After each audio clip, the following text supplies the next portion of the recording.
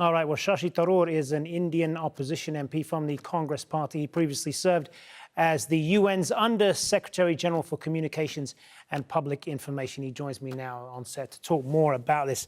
Shashi Tharoor, thanks for being with us. So I want to ask you, there's been obviously a lot of heated rhetoric between India and Pakistan over the last few days since that attack on the 14th.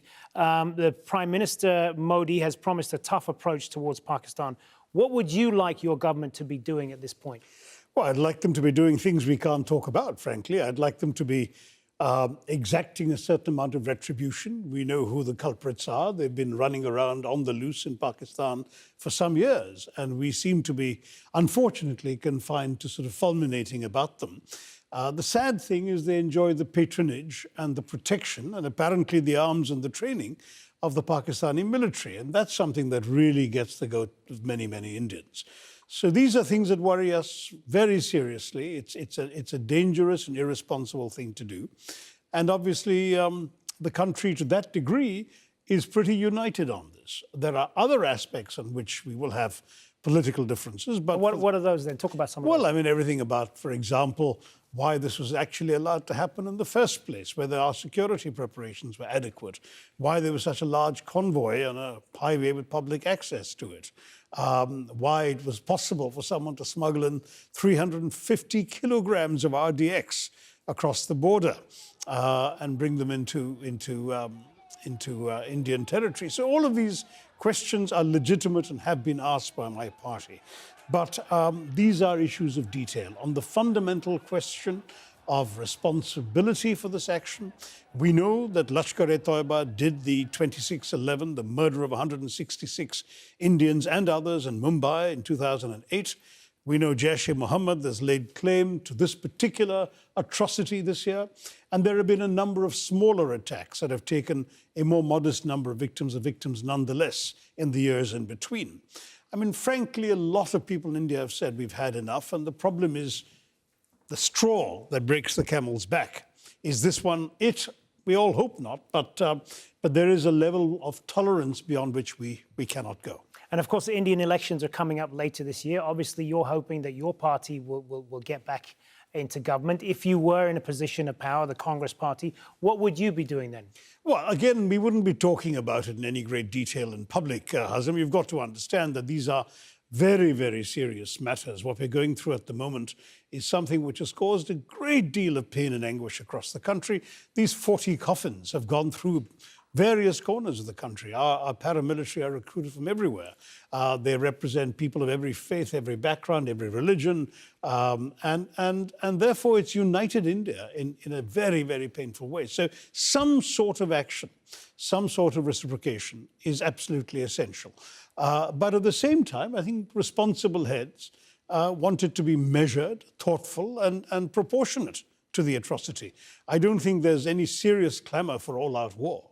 The Prime Minister's hardline policy of not holding a dialogue with Kashmiri separatists has come under some criticism. Do you share that criticism? Has that backfired? Yes, I think frankly these 5 years represent a missed opportunity. These people came to power when there was a lull in Kashmir. There had been no violence for some years. And they came to power with a coalition government in Kashmir with a party from the valley that had pretty strong support for its line. And I think with the two of them together, something could have been done to engage all sections of Kashmiri opinion, including separatist opinion, in order to see what exactly we could work out by way of an accommodation. Instead, they simply sat back and let the place drift for 5 years, and the result is mounting tension inside the state, increasing militancy, larger numbers of young people taking up arms, more casualties amongst both the militants and the security forces. It's been a complete lose-lose situation, and the BJP is responsible for it too. Something else has been in the news a bit. There've been these calls for a complete boycott of all things Pakistani by some in India. They even want India's cricket team to forfeit its match against Pakistan in the World Cup this summer. Now, notwithstanding the fact that cricket is obviously a massive game in India and Pakistan. Is that not a bit over the top? I think it is a bit over the top, and I've opposed it publicly in India.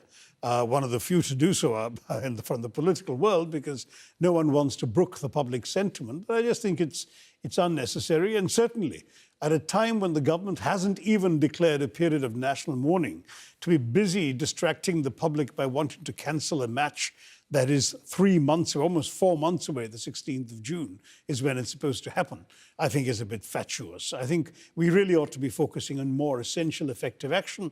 I think all this talk about cancelling cricket matches in June is an exercise in diverting the attention of the public, and I have no time for it. So do you think all of this ramping up of rhetoric from Prime Minister Modi has contributed to the tensions we have now? Well, look, you can't entirely blame him. I believe he has certainly gone pretty far in his rhetoric. It's also a few weeks to go for the national elections, and he has an image that he sought to project last time around, which is haunting him now. In fact, many WhatsApp video extracts of his previous questions to the previous government are being played back to him. People are basically saying, here are all the things you asked. How come you have no answers for them now that you're Prime Minister? And the problem, therefore, is that his belligerence, or his rhetorical belligerence, is partly because he has a credibility problem for the things he said before. But it's also true that he's tapping into a national mood of outrage and anger. And there is a real sense that, the Pakistani government may well have had the best intention. Certainly Imran Khan, whom I know well, somebody who spoke with some sincerity about peace with India. But the inability or unwillingness of the civilian government to control the rogue elements in the ISI, who then unleash these terrorists upon India and upon Afghanistan and even upon Iran, this is becoming unacceptable, and it's becoming extremely difficult for the neighbors of Pakistan to live with. And just quickly, coming back to the elections in India, I'm sure you have political ambitions. If your party wins, what role do you hope to be playing in a Congress government? Whatever role the government gives me, I have to win my own seat first. I'm sure you have preferences, though. No, I've never asked for a job all my life, whether the UN or in Indian politics. So what comes my way, I'll do. But let me stress, it's a tough election. And the BJP is the incumbent government in Delhi. In my state, the communists are the incumbent government. And so I don't actually have a party in power in either my state or in the centre. I have a tough race ahead. I intend to fight a good fight. But I've got to win my own seat before I can have larger ambitions. All right, good to speak with you, Shashi Tharoor, joining us here. Thank you, Thanks very much for being with us. Good to be with you.